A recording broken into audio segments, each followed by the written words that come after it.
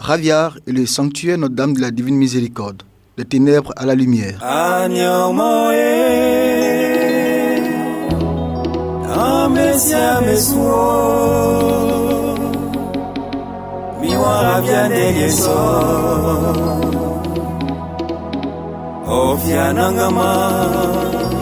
En Genèse chapitre 27, des versets 10 à 22, il est question de Jacob qui, quittant Bersabée pour Haran, arriva en un certain endroit où il y passa la nuit car le soleil était couché. La nuit, il fit un songe dans lequel il vit une échelle dressée sur la terre et dont le sommet atteignait le ciel. Les anges de Dieu y montaient et descendaient. À son réveil, il fit la conclusion suivante. En vérité, Yahweh est dans ce lieu et je ne le savais pas, que ce lieu est redoutable. Ce n'est rien de moins que la maison de Dieu et la porte du ciel. Si comparaison n'est pas raison, cette scène s'applique bien au sanctuaire Notre-Dame de la Divine Miséricorde de Raviar. Petit village connu pour sa gare de train, sa renommée a dépassé bien des frontières.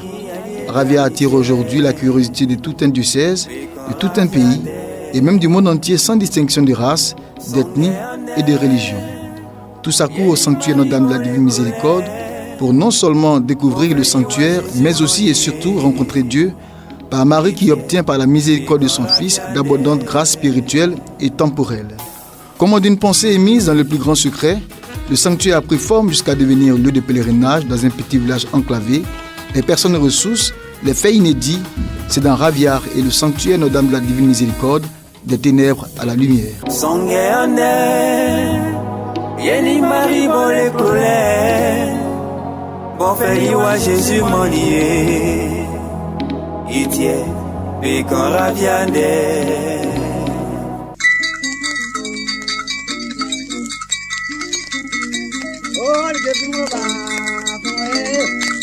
À la découverte de Raviar.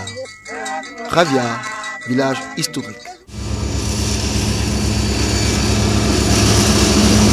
Le village de Raviar, aujourd'hui érigé en sous-préfecture, est un village historique datant de l'époque coloniale.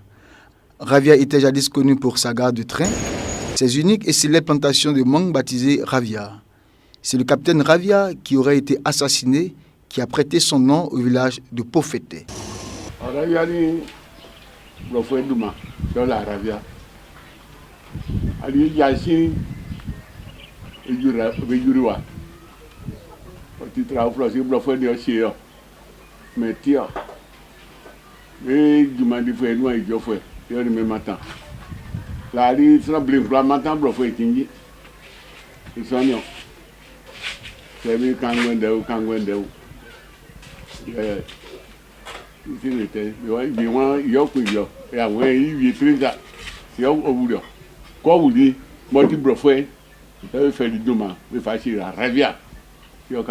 Située à environ 90 km de Yamoussoukro et à 30 km de Bouaké, cette nouvelle sous-préfecture d'environ 4500 personnes est toujours rurale. Une maternité, un dispensaire, une école catholique et une école publique, telles sont les structures de développement qu'offre Raviar. Une grande voie principale divise la sous-préfecture en deux. Aucune voie n'est bitumée. Un château d'eau dessert la ville. L'ancienne gare de train montre le caractère colonial. Un dépôt de produits pharmaceutiques, un moulin, un hôtel, un salon de coiffure, la nouvelle église catholique en construction, la mosquée borde les différentes artères. On peut apercevoir par endroits un restaurant-bar et du bon vin de Palme qui montre qu'il fait bon vivre à Raviar. À Raviar, la population est cosmopolite. En plus des autochtones baoulés composés d'un Zikli et d'un Ngban, des Ivoiriens des différentes régions et enfin des halogènes venant des pays voisins de l'Afrique de l'Ouest, des Burkinabés, des Béninois, des Nigériens, des Nigérians, des Ghanéens, des Maliens y vivent depuis très longtemps en parfaite harmonie. Raviar est divisé en 5 quartiers. Il y a Lokoyo Bwekro, que moi je suis le chef, je m'appelle Kwadjo Kokovie.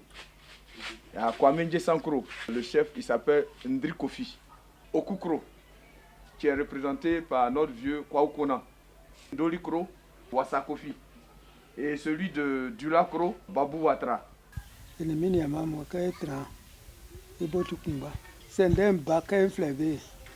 Et il y a un chichi, Nawaipa. Dibiambea. Awa, Dibi Nata Chakobaya, Nanta Chakobaya, Amame. Mais Ambea, Oko, you Shumana, Namanda, Dubana, coming for Cardona Caboy.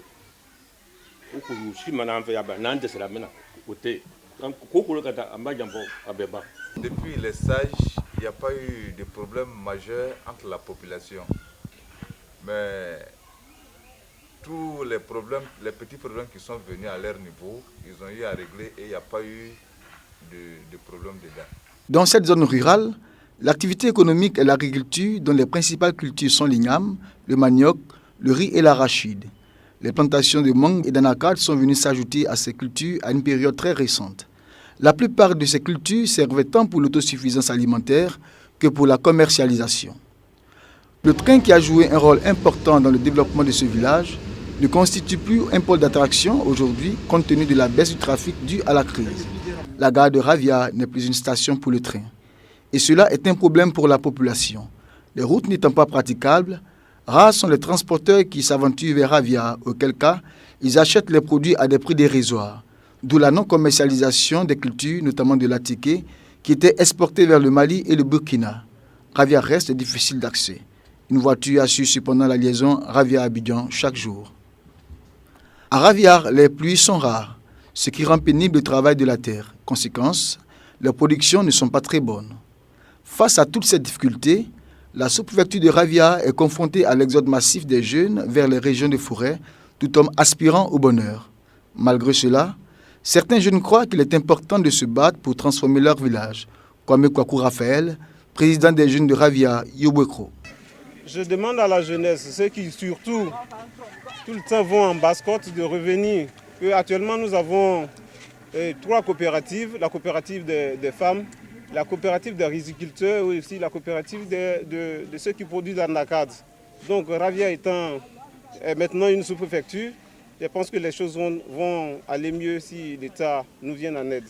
Donc qu'ils reviennent au village pour qu'on puisse travailler, car la terre ne trompe pas. Un groupe de jeunes regroupés en coopérative s'est adonné à l'élevage de porcs.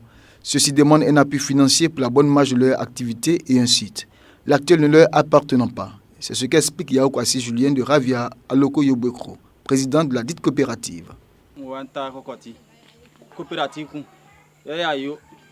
Et bureau ya fo me bureau ko ka kan bon kwasi ngamu ya mienti besu président donc so ekunde ke awa ukai e projet ngamu wa su Ravia fa ya kula yo na ma ya wa yinu fa donc aso wa yo singa ko kama la jenu ma isanu na ya trenu itiemo miama awa ukai kanga asa ku sunga osu yoli ine tafa mu e place dia donc wa so elema place Srambe plasi be lombe su e kuna ko tiswania e ko plan odia lenyo le san okubatu ebo dans les noti esre gouvernement o kaye ko. Nous avons même découvert Konandri Urbain, un jeune inventeur autodidacte et un pratiquant d'arts martiaux, Kwaku Yao Lazare, alias Metpa à peu près. Ils ne demandent qu'un soutien pour la réalisation de leur projet. Je n'ai pas connu des centres de formation. C'est par la grâce de Dieu d'une auto-formation. J'ai utilisé quelques composants des postes radio pour pouvoir faire ça. Ma première invention, c'est ce poste radio en 2009. J'ai des notions de calculatrice, des panneaux lumineux, les feux tricolores. J'ai plusieurs inventions encore. J'ai besoin de soutien. Je suis venu à Ravia pour former les jeunes. Parce que le département de Didier Vie, Zamacho n'arrive pas à travailler d'ici. Donc je suis venu travailler avec les jeunes pour que nous, on puisse aller à la compétition aussi pour avoir les médailles. J'ai pris bon Dieu pour tout le monde, département de cadres d'Aravia, je n'ai pas de moyens pour travailler. Donc j'ai pris bon Dieu pour eux, il n'est qu'à voir ma association pour m'aider, pour que je puisse travailler longtemps. Afin de permettre à la population de Ravia de vivre décemment, la chefferie traditionnelle lance un appel au cadre du village, aux autorités administratives et à l'État afin de trouver solution à leur situation. Le barrage, l'arrêt du train, la voie bitumée. Là, si le barrage est fait, celui qui ne peut pas faire le riz va faire la culture maraîchère. Disons, le gouvernement nous vient en aide parce que nous venons maintenir la jeunesse en place. D'où le microcrédit là. J'aimerais qu'on fasse ça un peu ici. Là, de là, si on peut prendre, on peut quand même essayer de faire des projets pour maintenir, disons, la jeunesse en place.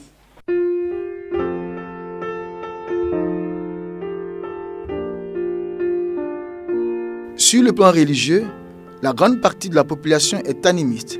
Cependant, on y trouve des chrétiens et des musulmans.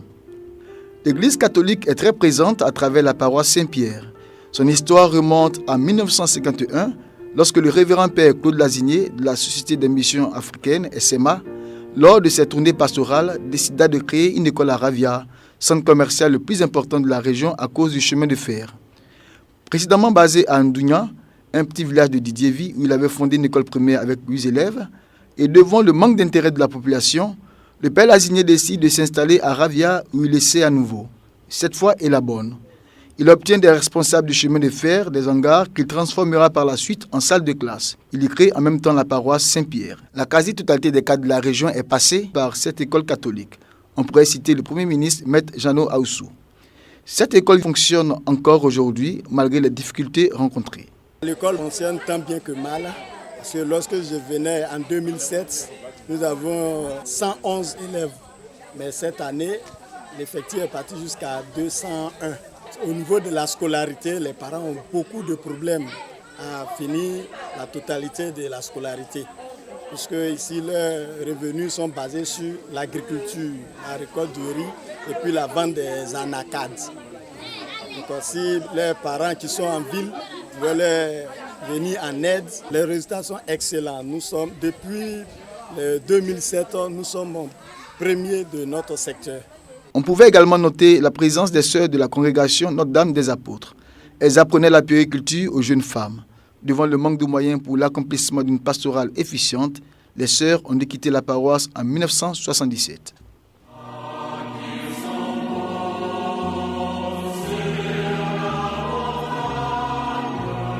Les différents curés qui se sont succédés depuis lors. Père Claude Lazinier, 1951-1969, SMA. Père Clovis Niel, 1969-1971, SMA. Père Louis Roland, 1971-1984, SMA. Père Émile Aignon, 1984-1987, SMA. Père Théodore Quadio, 1987-1990, diocèse de Boaké. Père Michel Baflan, 1990-1996, diocèse de Mont.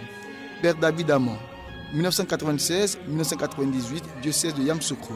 Père Victor Conan, 1998-2002, diocèse de Yamoussoukro. Père Jean-Marie Kakou, 2002-2005, diocèse de Yamoussoukro.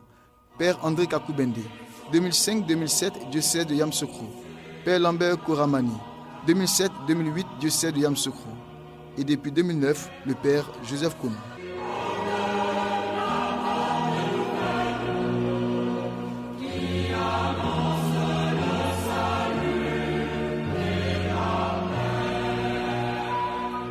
À Raviar, il n'y avait pas d'eau potable, ni d'électricité et les conditions de vie étaient très difficiles. Être missionnaire à Raviar était considéré comme une punition. Avec l'arrivée du Père Joseph, la paroisse Saint-Pierre a revêtu un nouveau visage. Appuyé sur l'œuvre de ses prédécesseurs, les fruits deviennent de plus en plus visibles. Rien n'est négligé. Il a l'intention de faire de Saint-Pierre une paroisse où il fait bon vivre. Ce bâtiment-là, qui fait office de presbytère, a été construit depuis 1951. Vous voyez que tout est vêtu, tout est croulant, même la charpente, tout ça. Donc je crois qu'il y a un gros travail à faire d'aménagement ici. Ce bois, il n'a plus de force. Donc mon souci c'est quoi? C'est de monter des grilles ici pour avoir une certaine protection, une certaine sécurité. Et faire une porte là, comme ça, et nous serions un peu en sécurité ici. La paroisse Saint-Pierre compte à elle seule plusieurs villages. La tâche n'est donc pas aisée pour un seul prêtre qui doit, en plus de ses énormes tâches, rechercher les moyens de sa subsistance et de sa pastorale à partir du minimum disponible. Ma paroisse compte 82 villages et nous avons au total près de 15 000 personnes. Et sur les 15 000 personnes, nous avons près de 2 000 baptisés. Il faut visiter régulièrement ces baptisés-là avec l'état des pistes. Il arrive que tu te trouves en pleine brousse, la voiture qui tombe en panne, tu n'arrives pas à répondre à tes engagements parce que effectivement les chrétiens t'attendent. Ça fait que c'est un souci que nous portons au quotidien. Pour noter une chose très essentielle, souvent quand il y a les pèlerinages, nous avons 3 fois l'an les pèlerinages. Là, ça donne un coup de pouce à la paroisse parce qu'il y a du monde, ça donne un peu de monde, ça nous permet quand même de respirer un peu sur le plan financier et économique. Cependant, les difficultés rencontrées ne sont pas de nature à décourager le Père Joseph. C'est plutôt un challenge à gagner avec le Christ, toujours vainqueur. Je fais un peu de la culture maraîchère pour mon autonomie alimentaire et pourquoi pas financière. Et là, j'ai un espace de 500 mètres carrés. Je commence avec les concombres, mais j'envisage de faire aussi les choux, les tomates, un peu de tout, quoi, varier un peu les choses. J'envisage d'élever au moins 50 chèvres ici.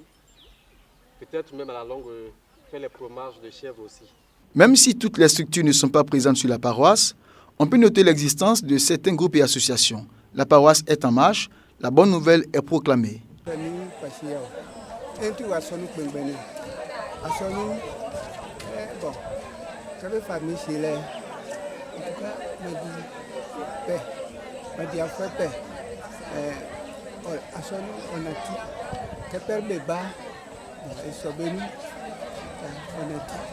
Madame Yao Antoinette, je suis la présidente de l'AFEC de Ravia.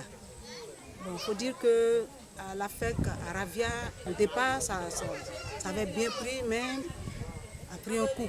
Je suis obligée maintenant d'étendre sur les autres paroisses et c'est là que j'ai espoir que ça peut quand même prendre. Je m'appelle Kwadjo Alain, je suis responsable des CVAJ de la section Ravia. Les jeunes aident les prêtres très souvent pour les travaux, pour le nettoyage de la cour de la mission. Parfois aussi nous partons travailler à la grotte pour nettoyer la grotte et puis il y a une nouvelle chapelle en construction. Ce sont les jeunes qui sont chargés de nettoyer la place. Parfois c'est timide. C'est timide. Il y a d'autres qui disent que non, ils ont d'autres préoccupations, donc ils préfèrent aller à leurs occupations. Je m'appelle Kwame Ablam Mérissa. Les enfants se comportent très bien ici. En bon pasteur, le Père Joseph comprend ses fidèles.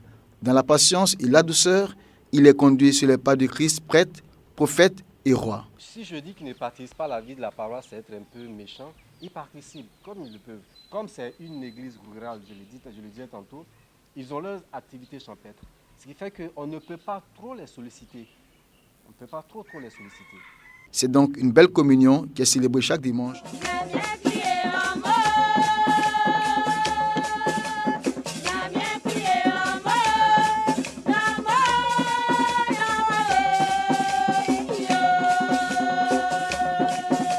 Historique et présentation du sanctuaire Notre-Dame de la Divine Miséricorde. Même si les abeilles tirent le miel des plantes vénéneuses, l'on pouvait se demander si, au cœur de toutes ces difficultés, il pouvait sortir quelque chose de bon de Raviard après l'époque du chemin de fer et des mangues. Et pourtant, une lumière a jailli dans les ténèbres. Une grotte, Notre-Dame de la Divine Miséricorde.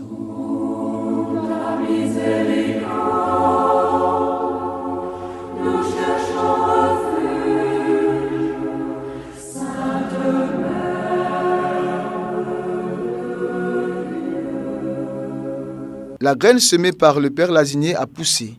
La Mère de Dieu apparaît dans cette petite bourgade pour consoler ses enfants et les conduire à son divin Fils à travers la miséricorde divine. Ravia, enclavé hier, s'ouvre et attire aujourd'hui la curiosité du monde entier via le sanctuaire Notre-Dame de la Divine Miséricorde. Tous croient fermement que le développement de Ravia est intimement lié ou partira du sanctuaire. Découvrons ensemble le sanctuaire Notre-Dame de la Divine Miséricorde. Ravia, toute une histoire.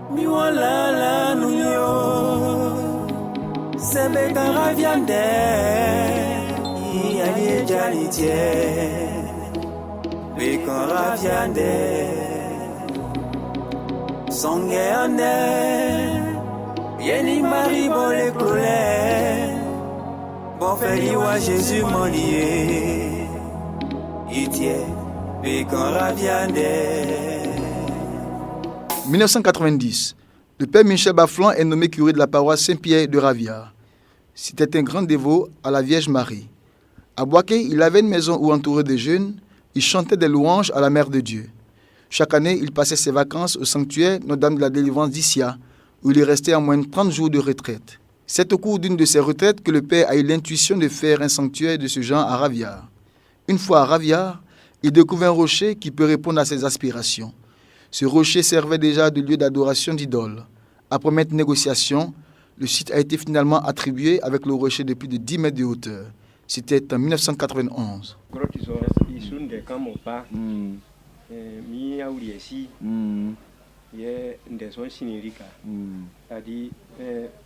bien au bali monseigneur agré au bali et moi me fa boire me fa mais et au boire soit ni malaise ou on dit baba otoli yo otoli baba ni baba on tina ko fa boire ko fa boire mani wa ima kron we me fait sanga kusuma o sebe ke be yaki na kenwelele yo boire ngo ye o ma mesu ni ali zo akọ sanga me ngabe o amu o ma mesu. Sur proposition de sœur Maria Luce de l'Institut Notre-Dame de l'Incarnation, le vocable de Notre-Dame de la Divine Miséricorde a été retenu, inspiré par les paroles de l'Ave Maria. Sainte Marie, Mère de Dieu, prie pour nous pauvres pécheurs, maintenant et à l'heure de notre mort. Dès lors, les travaux pouvaient commencer. Une idée de ces travaux avec le père Alphonse Nguessan, directeur national des OPM et premier prêtre de Ravia. Le père Alphonse a été ordonné en 1999, le 5 avril, un lundi de Pâques. Il fallait faire des travaux de cette grotte. Et nous étions là au début avec les jeunes à gratter la route avec les dabas, les machettes, pour pouvoir nous rendre. Je crois qu'il y a 1 kilomètre pour y arriver de brousse. Donc on a tracé à la main la route qui conduit à la grotte. Et donc il y a eu la première bénédiction qui a été faite précipitamment et donc la grotte était mal orientée. Le village se trouvait en face, mais on a présenté la grotte de l'autre côté, du côté gauche. L'année qui a suivi, on a voulu améliorer. Et donc on a été obligé de casser un peu la grotte et de l'orienter. Alors, si vous voyez aujourd'hui, vous voyez que la grotte a 2 escaliers. Ça n'a pas été fait comme ça. Le premier niveau d'escalier se trouve à gauche. C'est là qu'on passait. Et quand on a été obligé de redresser un peu le regard de la statue, on a fait le 2e escalier pour pouvoir orienter la grotte vers le village. Pour la petite histoire, quand on a voulu changer la statue de la Vierge Marie, c'était d'abord en bois, et de 50 kilos. On nous a offert une statue en marbre de 500 kilos. Une fille de la région qui nous a offert cette statue, c'est Maître Aosso Jeannot qui nous l'a offert. Et quand le camion est arrivé avec les ciments pour construire, améliorer la grotte, il fallait trouver, qu'on n'avait pas de machine, les appareils, les fourchettes pour enlever la statue. Mais comment enlever cette statue de 500 kilos pour que ça arrive à terre? C'est là que j'ai rendu hommage aussi à un autre monsieur qui s'appelle Aswanga, un cadre du village, l'un des premiers cadres du village d'ailleurs. Et on était tous là à réfléchir comment faire. Puis il a dit, mais écoute, monsieur l'abbé, mais et si on prenait les ciments et qu'on les posait au niveau de la statue du camion, peut-être qu'en le poussant, ça va déchirer les sacs de ciment, mais comme on est en train de travailler, on va utiliser les sacs déchirés. Et c'est ce que nous avons fait. Nous avons appelé du renfort, le village, il y a plus de une quarantaine de personnes qui étaient arrivées. Puis bon, on a essayé de pousser tout doucement la statue. Et puis bon, elle s'est posée sur le ciment. Et chaque fois qu'elle se posait, elle déchirait les paquets de ciment. Mais on était en train de travailler, donc on utilisait les paquets de ciment déchirés pour continuer les travaux. Et ça a été extraordinaire la façon dont nous avons réussi à mettre la statue dans la grotte. Pas tout raconter, mais ça a été extraordinaire, ça a été l'œuvre de Dieu. Comment arriver à marcher entre les cailloux avec ce poids et arriver là. Bon, et chaque étape, on faisait une dizaine de chapelets. On posait, on faisait une dizaine de chapelets. Et le dernier a été comme quelque chose qu'elle-même, elle a accepté de se poser. Parce que comment faire pour ne pas que la statue tombe? Et si la statue tombait, dans 24 heures, parce que la veille de l'inauguration de cette nouvelle grotte, mais la Vierge Marie a accepté facilement de se loger en ce lieu. Alors depuis donc ce temps, nous sommes en train de chercher à toujours améliorer ce lieu de prière, de rencontre avec la Vierge Marie. La première statue sculptée en bois par M. Basile Kwasi a été intronisée et bénie en 1995 par Bernard Cardinal Agré, alors évêque de Yamoussoukro. Le 2 février 1997, Monseigneur Paul Simeon Awana, deuxième évêque de Yamoussoukro, bénit et installe la deuxième statue en marbre haute de 1,40 m. La position assise et les mains ouvertes de la Vierge signifient qu'elle est une mère attentive et que toutes les grâces s'écoulent du divin cœur de Jésus en passant par ses mains. Le bloc rocheux dans lequel est logée la statue a la forme d'une croix au-dessus du rocher. En 1999, précisément le 31 décembre, à la basilique Notre-Dame de la Paix de Yamoussoukro, Le sanctuaire Notre-Dame de la Divine Miséricorde de Ravia a été déclaré par Monseigneur Paul Simeon Awana lieu de pèlerinage et d'obtention d'indulgence. Le 27 mai 2007, Monseigneur Aki, alors évêque de Yamoussoukro, déclare officiellement diocésain le sanctuaire Notre-Dame de la Divine Miséricorde de Ravia. Marie au départ, Marie à la fin. Le sanctuaire Notre-Dame de la Divine Miséricorde est bâti sur un terrain de 40 hectares dont 7 sont exploités. Des tecs y ont été plantés. L'environnement est un cadre enchanteur propice à la prière. Toute personne, touriste ou pas, tombe à coup sûr à première vue sous le charme de ce beau paysage. Les fils de la région travaillent de concert pour le développement de Raviar et du sanctuaire. On pourrait citer Maître Jano Aoussou pour le château d'eau, l'électrification, la statue en marbre, les apatams, les travaux d'aménagement et bien d'autres choses encore. Monsieur Ngaman, doyen des cadres pour la maison des pèlerins. Les petits groupes de 80 personnes environ peuvent être accueillis. Ils y trouveront de l'électricité, de l'eau potable, une cuisine et des toilettes. Une chapelle d'adoration est en construction, la chapelle du Sacré-Cœur. Quelques fidèles participent par leurs efforts aux travaux de construction. Les autres confessions religieuses aussi.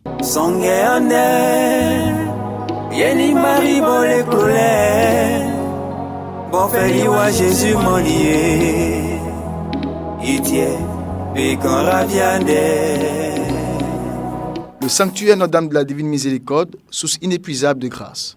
Tous sont unanimes sur le fait que la présence du sanctuaire Notre-Dame de la Divine Miséricorde est très bénéfique à Ravia. Chefs coutumiers et religieux croient que le développement de Ravia et même de la région se fera grâce à la Mère de Dieu dont l'intercession se fait sentir déjà par les nombreuses grâces spirituelles et temporelles reçues. Les témoignages sont éloquents et légion.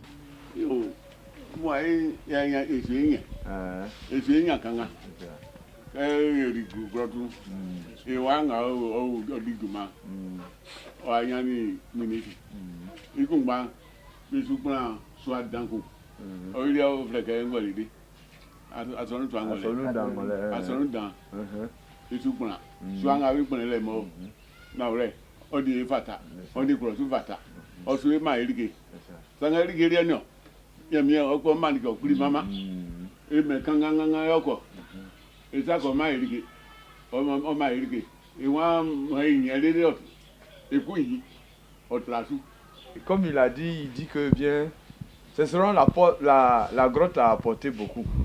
Parce que ça a apporté beaucoup, ça nous a donné des chances même. À la suite de ça, on a nos frères, d'autres qui sont des cadres, sont sortis cadres. Il y a un même qui a été nommé ministre. Après, maintenant, il a été nommé Premier ministre. Sinon, ce que je peux ajouter, c'est que la grotte apporte même beaucoup. Deux fois même, vous vous levez deux fois à 2h du matin, quand vous partez sur la route, soit à 23h, 22h du matin, il y a des véhicules qui vont là-bas, bon, les gens vont prier, ils s'en vont. Et deux fois même, vous voyez, il y a des touristes qui vont. Je crois que ça va apporter aussi économiquement beaucoup à Ravia parce que ce serait un coin touristique. Bon, d'autres peuvent être au loin, ils disent que je vais visiter, disons, la grotte. C'est quelle grotte? La grotte qui est à Ravia. Je crois que ça a apporté un plus à ce village. La grotte à Ravia est une bonne chose. Je veux dire que ça draine beaucoup de monde ici. Bon, ça contribue à la conversion des âmes. Et puis, c'est une chose qui a donné l'occasion à Ravia de se faire connaître. Donc, la grotte est une bonne chose ici. Parce que comme il n'a pas couillé, moi tu veux que c'est agame ni comme il n'a pas tialake moi tu veux que na ni kai mo ni na chama chama na fawala ano yere le comme na fawala parce que depuis asigi ni kasi bi mo ki même ni na ya le ka le comme na fawala na papa na bala voilà. Toute chose, s'il n'y a pas d'intérêt dedans, les gens ne vont pas quitter ailleurs pour venir. Si tu vois qu'à chaque fois qu'il y a des pèlerinages, les gens viennent, Ravia est rempli. Des fois même pour avoir les logements, c'est problème. La nourriture même souvent, c'est problème. C'est qu'il y a beaucoup d'intérêt et surtout, ça développe aussi le village. Blabo catholique fouamou, Marie, bébé douma, et si que bewa ou foueni atinson.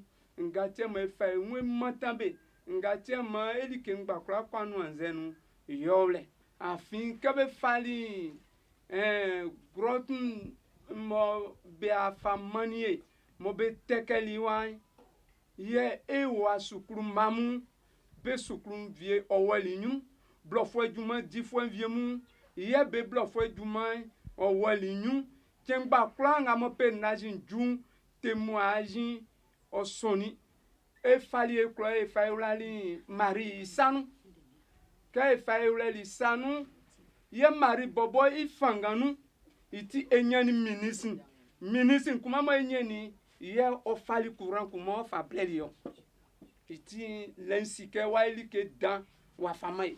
Abale yani zabi ye jezi la gozaye no. Abale yani zabi ye jezi no. La gozaye no. Jeda kuyana abale yani zabi ye jezi no. J'ai été ordonné en ce lieu de la divine miséricorde.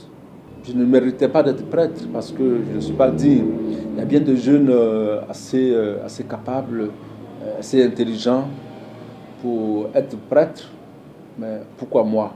En méditant profondément sur Notre-Dame de la Divine Miséricorde, j'ai compris que Dieu a eu pitié de moi. Il a jeté un regard sur ma personne, ma pauvre personne, et il a bien voulu faire de moi ce que je suis aujourd'hui. Donc il a utilisé mes faiblesses pour faire avancer son évangile. Donc j'ai donc été ordonné là. C'était une fête pour la région Ngban et la région Nzikwi qui part de Didiévi à Tiendiekro. J'ai donc été ordonné là. Et depuis lors, quand je me suis senti là, consacré aux pieds de cette mère, comme serviteur de son fils, pendant la litanie des saints, je me suis fait la promesse de faire la promotion de ce lieu de prière et de rencontre. Et donc chaque fois qu'il y a eu des rencontres voulues à la grotte, quand j'avais le temps, je n'hésitais pas à m'y rendre et à soutenir toutes les personnes qui organisent un pèlerinage. À cet effet, je voudrais dire un grand merci au Père Saint-Jean-Claude. Ils sont nombreux les pères qui ont fait la promotion de la grotte, mais je pense particulièrement que ce prêtre croit beaucoup à l'avenir de cette grotte. Le Père Alphonse Nguessan est aujourd'hui directeur national des OPM, une œuvre de Notre-Dame de la Divine Miséricorde. Si c'est le Père Baflon qui a eu l'intention de construire la grotte de Raviar, c'est avec le Père Jean-Claude Hatsin que le sanctuaire va connaître une véritable promotion. Un communicateur averti de son poste de directeur général de Radio Notre-Dame de Yamoussoukro de 2008 à 2011 et de secrétaire général des moyens de communication sociale de l'Église catholique de Côte d'Ivoire, le Père Hatsin va mener un certain nombre d'activités qui vont faire connaître rapidement le sanctuaire Notre-Dame de la Divine Miséricorde. Son dévouement et son zèle lui ont valu sa nomination à la direction diocésaine des œuvres et des OPM, position qui le conforte dans l'action amorcée. Raviar est un sanctuaire qui a été reconnu au plan diocésain. Dès ce moment, prioritairement, les diocésains de Yamoussoukro sont invités à y aller, n'est-ce pas, pour prier.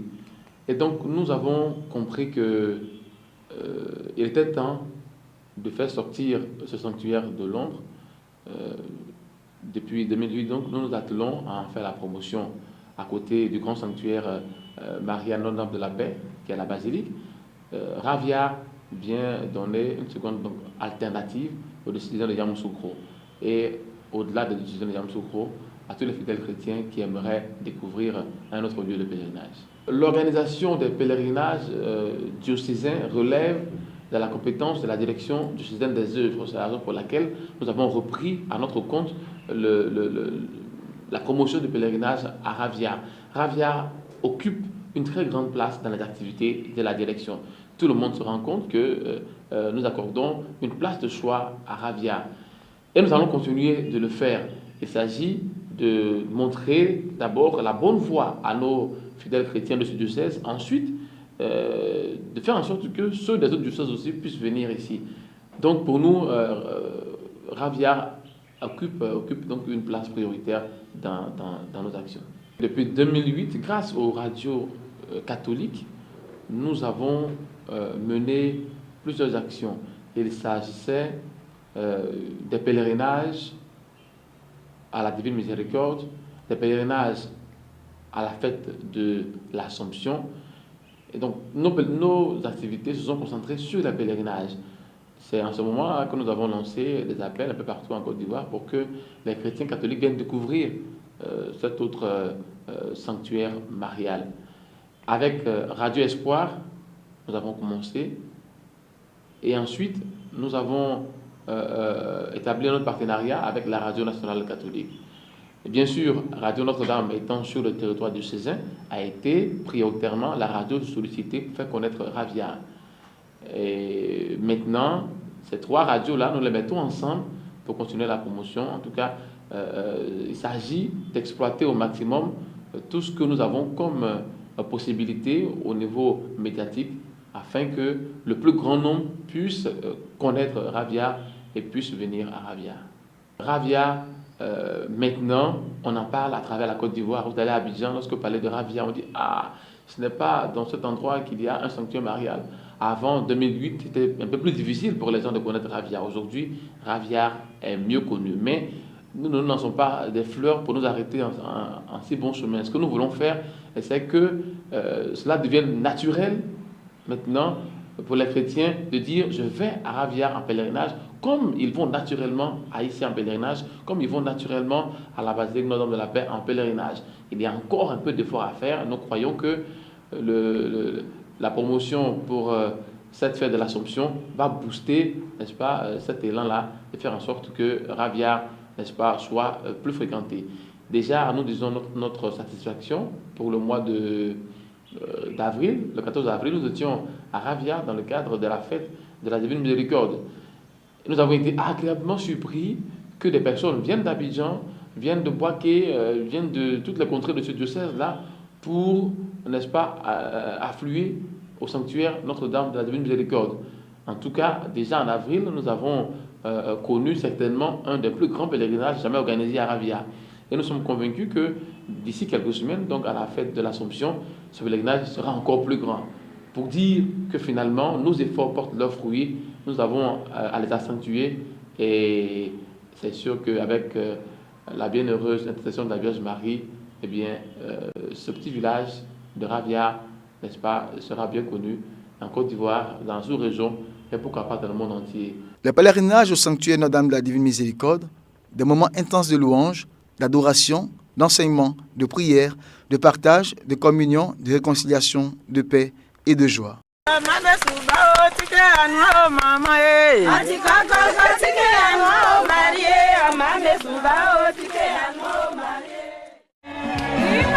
On s'abaisse.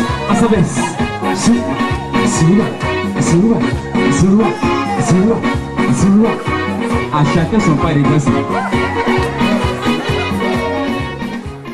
Tu passes aujourd'hui de la mort à la vie au nom de Jésus. Tu seras sanctifié dans le sang de Jésus. Nous voulons te remercier, toi qui as permis que nous soyons ici dans ce lieu. Toi qui as convoqué chacun d'entre nous, Seigneur. C'est pas un hasard. C'est parce que tu as quelque chose pour chacun d'entre nous que tu nous as convoqués dans ce lieu. Et nous voulons te dire infiniment merci pour tous tes bienfaits. Vision de la direction du Cézanne des Heures. Beaucoup de choses ont été faites depuis la construction de la grotte. Les progrès réalisés sont énormes. La vision se poursuit. Toutes les personnes engagées dans cette œuvre veulent rêver car tout est possible à celui qui croit. Le sanctuaire Notre-Dame de la Divine Miséricorde doit être un lieu de prière avec toutes les commodités qui s'imposent, à l'instar de Notre-Dame de Lourdes et de bien d'autres sanctuaires. Notre vision, c'est de faire en sorte que Ravia devienne une plaque tournante dans le concert des lieux de pèlerinage, aussi bien en Côte d'Ivoire que dans la sous-région, pourquoi pas à un niveau plus étendu. Nous voulons que Ravia devienne un grand sanctuaire marial. À l'image de la basilique Notre-Dame de la Paix, on peut dire à l'image du sanctuaire Notre-Dame de la Délivrance d'Issia. Et puis, il y a des sanctuaires que nous visitons à travers le monde entier, Fatima, Lourdes, etc. Que Ravia devienne aussi, pourquoi pas, ce genre de sanctuaire. Alors, notre vision, c'est aussi que progressivement se développent sur le site de Ravia les structures capables d'accueillir les pèlerins pour une journée, mais aussi pour 1, 2, 3, 4 jours, donc pour des retraites, etc. Notre vision, c'est que Ravia est, dans le futur, un prêtre qui soit détaché et donc qui travaille exclusivement à la promotion de ce sanctuaire marial, qui travaille exclusivement à accueillir les pèlerins, à donner des conférences, des enseignements et des retraites. Donc, je crois que cette vision-là va de pair avec la vision du diocèse qui déjà en 1999 a accepté de faire de ce lieu un sanctuaire diocésain. Donc que Ravia continue de grandir et porte les fruits que nous espérons. L'avenir nous permet de croire que ce lieu sera un lieu véritable d'intimité personnelle et communautaire entre Dieu et ses enfants. Je voudrais, pour finir, encourager chacun de nous, chrétiens, catholiques, à véritablement aimer notre Église. Parce que pour faire ces choses-là, il faut aimer l'Église. Beaucoup de personnes se demandent, mais pourquoi une grotte pareille? Pourquoi faire une grotte dans ce lieu? Je crois qu'en ce lieu également, les hommes et les femmes qui y vivent, qui n'ont pas encore entendu parler de Christ, il faut ce genre de choses. Pensons à Lourdes, ce petit village oublié. Pensons à Fatima, où la Vierge Marie est apparue à plusieurs fois. Ce sont des lieux où ce n'étaient pas les cités, ce n'étaient pas les grandes villes, mais ce sont des lieux totalement oubliés qui ont réussi à attirer du monde. Alors pourquoi pas nous? Pourquoi pas nous? Pourquoi avons-nous peur? Ou bien quel complexe avons-nous à développer dans nos villages, dans certains lieux, ce culte à Marie, où nous pouvons nous rendre et prier tranquillement. Pour ceux qui sont encore hésitants sur le bien fondé de cette grotte, je crois qu'avec Dieu, justement, c'est de la folie. Et nous y croyons, et donc nous sommes des fous. Nous sommes des fous qui osons mettre notre foi en ce lieu. Nous sommes des fous parce que nous savons que on ne pourra pas convertir les gens de ce village ou des gens d'ailleurs sans passer par la grotte. La grotte est pour nous quelque chose, un pilier important. Donc nous sommes fous et nous voulons entraîner les gens dans cette folie du sanctuaire de Ravia. J'y crois fermement. Comme aujourd'hui, avec tout le confort qu'il y a ici, les gens s'y rendent facilement. C'est l'homme qui crée son milieu. Et nous allons développer, faire en sorte que ce milieu aussi, avec Issia, avec Ferke, avec Korogo, partout où se trouve un sanctuaire, les chrétiens, Dieu, sentent Dieu plus proche d'eux. Partout où il y a un sanctuaire, il faut aimer ce lieu. Et c'est nous seuls qui pouvons développer. C'est pour cette raison que je rends encore hommage au Père Saint, et tout en demandant à tous ceux qui travailleront comme pasteurs en ce lieu de donner le meilleur d'eux-mêmes pour l'épanouissement spirituel. Que la Vierge Marie, Notre-Dame de la Divine Miséricorde, assiste chacun, qu'elle bénisse chacun. Il y a des gens qui y mettent leur fortune parce qu'ils y ont cru et qui continuent de mettre leur fortune pour continuer à embellir ce lieu. Les projets futurs, ce sont les projets d'accueil, des structures d'accueil, de restauration, pour que les pèlerins qui viennent n'aient pas le souci de toujours apporter leur nourriture en ce lieu, mais qui trouvent sur place de la nourriture pour prier, nourrir leur corps et pouvoir nourrir leur âme avec l'adoration et la rencontre avec leur Dieu. Vive le sanctuaire de Ravia.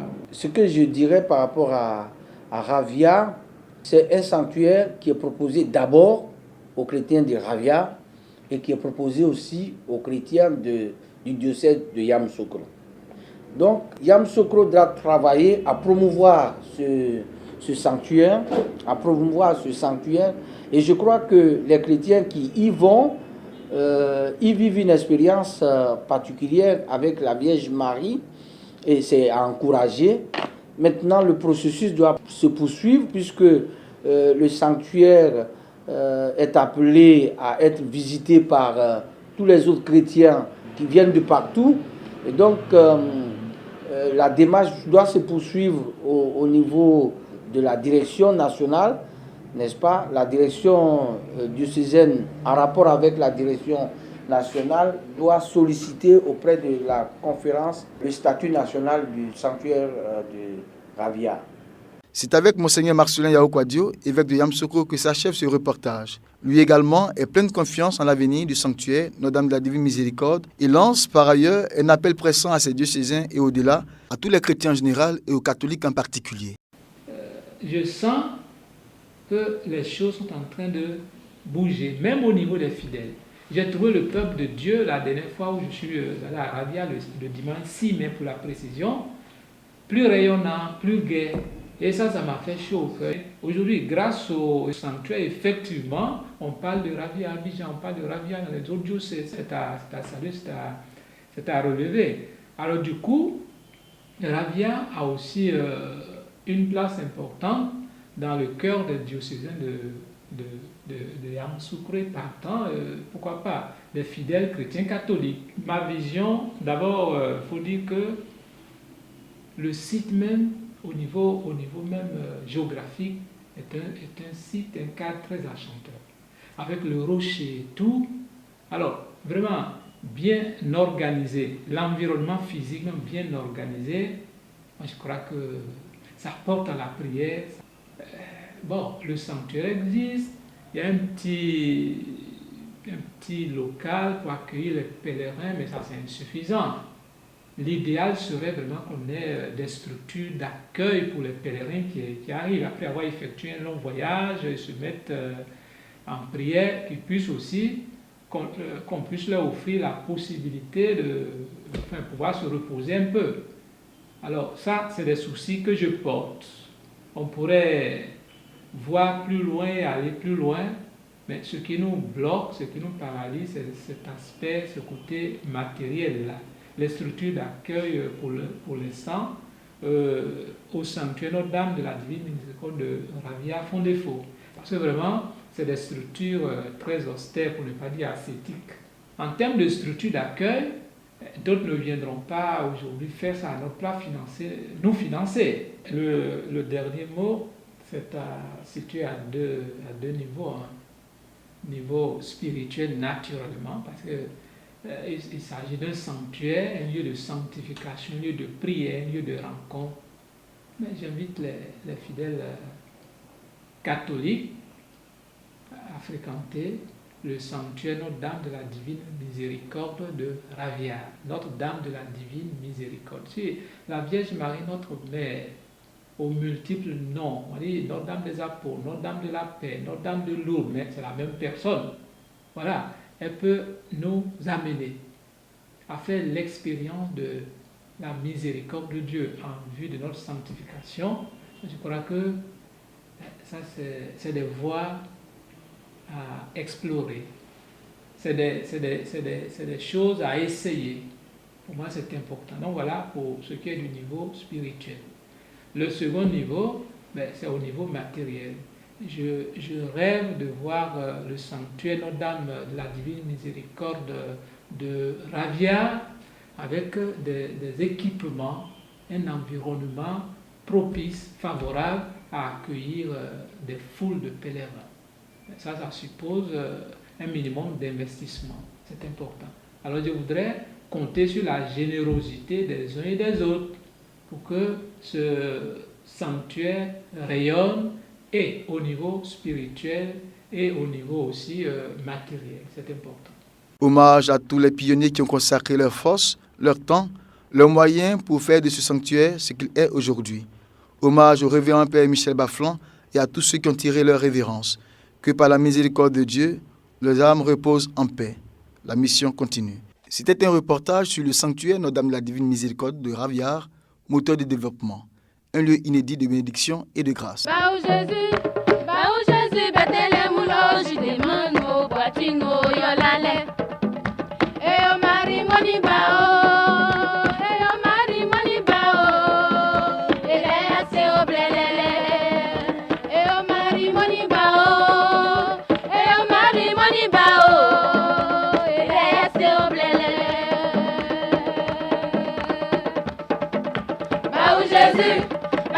Jésus, Bethléem, je demande au boitino, yolale. Baou Jésus, Bethléem, je demande au boitino, yolale. Et Marie Moniba.